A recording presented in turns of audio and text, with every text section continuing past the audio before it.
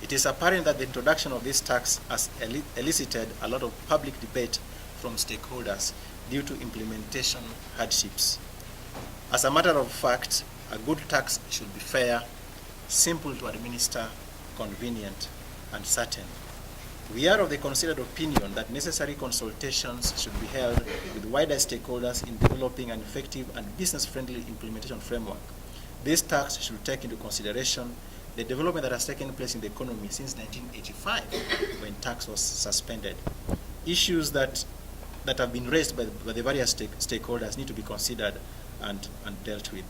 Now, what we are saying on CGT is that it's not a bad tax. I mean, come to think of it, for example, in the area of property. If you buy property, property will appreciate with time, either due to inflation or due to infrastructural developments around it. If you bought a property where there was no road, and then the government puts on the road, it will appreciate as a result of that. And therefore, the CGT is not a bad tax. However, it needs to be simpler. It needs to be administered with ease, and it needs to be clear as much as possible.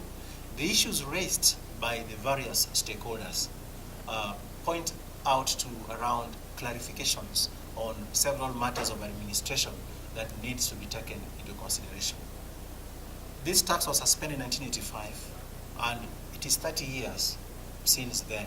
Clearly, several changes have taken place in our economy that need to reflect the tax that we are talking about.